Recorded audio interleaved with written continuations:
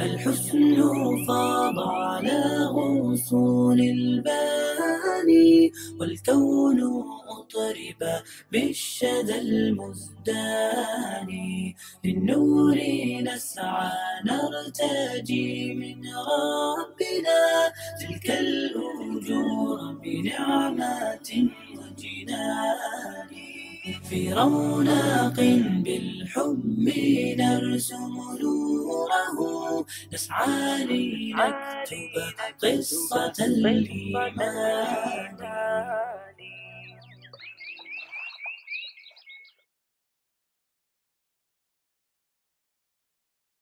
Assalamu alaikum et bonjour, bienvenue encore dans votre émission Allah m'a guidé. Notre équipe a le plaisir de vous présenter le témoignage de Christian qui a aujourd'hui 50 ans et qui habite à Metz. Christian a une histoire particulièrement touchante. Lors du tournage de l'émission, ça faisait environ un mois qu'il s'était converti à l'islam. Pendant ses vacances en Turquie et lors d'une visite à la mosquée, Christian avait ressenti quelque chose dans son cœur. Et une fois rentré à Metz, il a bien réfléchi, il a bien pris son temps et gloire à Allah subhanahu wa ta'ala, il a fini par embrasser l'islam. Je m'appelle Christian Tomzak, j'ai un deuxième prénom depuis un mois maintenant qui est Fadil. Et donc j'ai eu 50 ans en juillet, voilà, donc mon parcours professionnel, j'ai fait des études de lettres, suivi d'un DUG d'audiovisuel, donc à l'université de Metz. Donc j'ai travaillé assez jeune, puisqu'à l'âge de 20 ans, j'ai intégré une radio locale, la radio de la ville de Metz, où j'étais animateur et un peu journaliste aussi. Sur le côté religieux, ma mère était et toujours d'ailleurs catholique pratiquante, mon père lui était athée. Moi j'ai été baptisé à ma naissance, j'ai fait ma première communion à 9 ans. Mais si vous voulez, pour moi la religion à l'époque n'était pas très importante. Enfin, j'étais plutôt croyant, mais pas du tout pratiquant. Et après l'adolescence, j'ai eu un petit rejet quand même de la religion catholique, en tout cas. Parce que si mes parents étaient très ouverts, justement, je le disais tout à l'heure, pas du tout racistes et tout ça, j'avais quand même d'autres membres de la famille que je trouvais un petit peu spéciaux, puisqu'en fait, ils étaient catholiques pratiquants, ils allaient à la messe le dimanche, etc. Mais ils avaient quand même tendance parfois à rejeter les autres par rapport à leur religion, à leur nationalité, etc. Donc j'avais un petit souci avec ça. Je me disais que si c'était ça la religion, donc ça n'allait pas. Donc ça ne me correspondait pas du tout. Donc j'ai vécu après l'adolescence toutes les années qui ont suivi sans avoir besoin de la présence de Dieu à mes côtés en tout cas. Donc je n'étais pas du tout impliqué, si vous voulez, dans la religion catholique. En 97, donc ça remonte à une petite période déjà, une amie m'a emmené en fait en Turquie. Voilà, on avait décidé de prendre 3 semaines de vacances et de visiter la Turquie. Enfin, elle connaissait déjà, moi pas du tout. Et donc on a fait un petit peu le tour du pays avec bien sûr une arrivée et un retour à Istanbul. Moi j'ai trouvé cette ville absolument magnifique sur le plan surtout culturel, architectural. Donc évidemment, il y a des centaines de mosquées à Istanbul. On les a pratiquement toutes visitées, enfin on en a visité de très nombreuses en tout cas. Mais là, si vous voulez, à cette époque-là, il n'y avait pas encore eu de déclic. Moi, je trouvais qu'une mosquée, c'était un très très bel endroit, mais ça restait vraiment sur le plan architectural et sur le plan culturel. Je trouvais que les lieux étaient magnifiques, mais à ce moment-là, ça s'arrêtait là. J'ai trouvé que le peuple turc était un peuple formidable. Donc voilà, j'ai ressenti vraiment une grande chaleur humaine de la part de ce peuple. J'ai trouvé le pays absolument magnifique, puisqu'après Istanbul, on est allé en Cappadoce, ensuite on est redescendu vers le sud, on est remonté vers l'ouest, et on a donc reterminé le périple à Istanbul. Ça s'est arrêté là pendant 3 ans. Donc 3 ans après, j'y suis retourné à Istanbul, cette fois avec une dizaine de personnes, donc c'était vraiment tout un groupe de vacances. On avait réuni les gens pour leur faire découvrir Istanbul. C'était un week-end de 4 jours, un long week-end de 4 jours. Et là, par contre, il y a eu du changement. On est allé, donc on a commencé par faire les visites traditionnelles, Sainte-Sophie, Sultanahmet, la mosquée bleue, le palais de Topkapı, etc. Et puis à un moment, on s'est retrouvé dans une mosquée qui n'est pas forcément la mosquée la plus connue d'Istanbul, qui s'appelle la Yeni Cami, qui veut dire nouvelle mosquée en turc. Magnifique bâtiment qui surplombe le port d'Istanbul, voilà, qui est tout en bas de la ville, toujours du côté européen. Et donc on est rentré dans cette mosquée, voilà, pour voir un peu les différences qu'il y avait avec Sultanahmet par exemple, ou d'autres mosquées. Et je crois que c'est à ce moment-là qu'il s'est passé quelque chose. On dit, je sais qu'on dit dans l'islam, Allah guide qui il veut. Je crois que là, pour moi, il s'est passé quelque chose d'assez incroyable. Voilà, j'en parle pas à tout le monde. Je suis assez ému d'ailleurs quand je me remémore ces moments. Puisque là, j'ai vraiment j'ai senti qu'il se passait quelque chose à ce moment-là, dans mon cœur. Et puis, voilà, je ne peux pas vous dire si j'étais bien ou pas bien. Je sentais quelque chose d'assez incroyable, que j'ai du mal encore à définir là.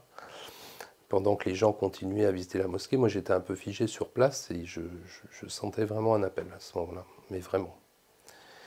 Et quand on est sorti de cet endroit avec le groupe, on était quand même 10 personnes, on devait aller déjeuner puisque c'était juste avant midi. Donc on est allé dans un petit restaurant turc et je dois vous avouer que j'avais pas très faim, ni soif. Enfin, j'avais l'impression que les conversations des amis qui étaient avec moi étaient un petit peu dans le brouillard. Je participais pas trop. J'avais qu'une envie, c'était de retourner dans cette mosquée. Donc j'ai prétexté à un moment, comme le repas était un peu long et tout ça, j'ai dit à mes amis que j'allais prendre l'air, que je voulais sortir un peu, que je voulais pas rester m'éterniser au restaurant. Et je suis retourné dans cette mosquée, donc à la Yeni Jami. Et là, j'ai su à ce moment-là que Dieu existait et que Dieu avait un nom, enfin le nom qu'on lui donnait dans l'islam. Je savais que Dieu était Allah à ce moment-là.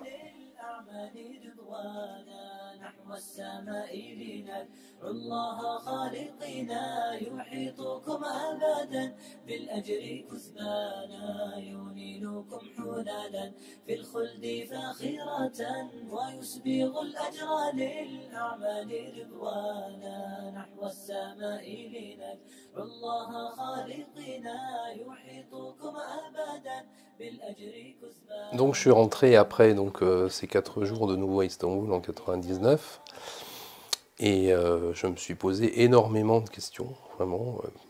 Je ne comprenais pas vraiment ce qui m'était arrivé. Et pourtant, au fond de mon cœur, je savais je savais que j'étais devenu croyant, que je croyais en Dieu, que je croyais en Allah très précisément à ce moment-là. Mais je me suis dit qu'il fallait que j'apprenne des choses. Il fallait que je me mette dans l'apprentissage. J'avais besoin de rencontrer des gens, j'avais besoin de lire. Donc j'ai commencé à me procurer un Coran à l'époque dans un magasin basique de bouquins, dans un magasin qui solde des livres. J'ai trouvé un Coran en version française, vraiment dans sa version la plus basique. J'ai commencé à lire. J'avais du mal à comprendre aussi, il y avait plein de choses que je ne comprenais pas. Donc j'ai décidé d'étudier pendant quelques années. Voilà, et moi, si vous voulez, j'ai voulu vraiment étudier, j'ai voulu lire, j'ai voulu discuter, j'ai voulu rencontrer des gens, rencontrer des musulmans, bien sûr, me lier d'amitié avec des personnes que je ne connaissais pas encore, pour aller au bout de la démarche. Parce que tant que j'étais pas sûr de vouloir aller jusqu'au bout de cette démarche, je ne voulais pas aller non plus vers la conversion. Pour moi, c'était pas un acte qu'on fait à la légère, quoi. J'allais pas rentrer d'Istanbul et aller me convertir dans une mosquée, c'était pas possible. Il fallait vraiment que je sois sûr de servir Allah, de servir Dieu à un moment donné, de faire de gros efforts sur moi, d'essayer de corriger des défauts que j'avais, voilà, et de respecter les principes de l'islam, de la religion musulmane. Donc moi je voulais, avant de me convertir totalement, avant d'être vraiment sûr de moi, je voulais pouvoir renoncer à des choses, quoi. Enfin d'ailleurs c'était même pas un renoncement, pour moi c'était naturel, quoi. Je veux dire, si on embrasse l'islam, il y a des règles à respecter et je voulais les respecter totalement. Soufiane ibn Abdullah a rapporté: je demandais à l'envoyé de Dieu, sallallahu alayhi wa sallam, enseigne-moi une parole en matière d'islam qui me dispense d'interroger un autre que toi. Il répondit: dis, je crois en Dieu, ensuite agis en toute rectitude. Hadith rapporté par Muslim. Jabir ibn Abdullah al-Ansari a rapporté: un homme demanda à l'envoyé de Dieu, sallallahu alayhi wa sallam, que dis-tu si j'accomplis les prières, jeûne le mois de Ramadan, respecte ce qui est licite, interdis ce qui est illicite, sans rien ajouter à cela? Entrerai-je au paradis? Oui, répondit-il. Rapporté par Muslim. Déjà, je me sens beaucoup plus serein. J'avais une petite tendance quand même à être stressé, souvent pour pas grand-chose, au niveau du travail, parfois au niveau des relations, qui sont parfois compliquées avec les gens. Et là, je ressens beaucoup plus de sérénité. Franchement, c'est ce que je ressens vraiment depuis la conversion. Et là, je suis encore en plein apprentissage. Si je suis converti, c'est pas pour maintenant laisser tourner le dos à la religion. C'est au contraire pour continuer à avancer dans ma foi, voilà, respecter les 5 piliers de l'islam, Inch'Allah. حسنا وتيجانا والأنس والشحنا نورا وتبيانا في أرضنا بزغت شمس بها أعلاق والكون أنشدنا يروي حنايانا. Je crois qu'il ne faut vraiment pas écouter les discours ambiants et les discours des médias notamment, qui racontent un peu tout et n'importe quoi, surtout ces derniers temps, sur notre religion. d'Allah, et je le remercie vraiment de m'avoir guidé, parce que je pense vraiment qu'il m'a guidé sur son chemin, qui est un chemin de lumière et un chemin de paix et un chemin d'amour.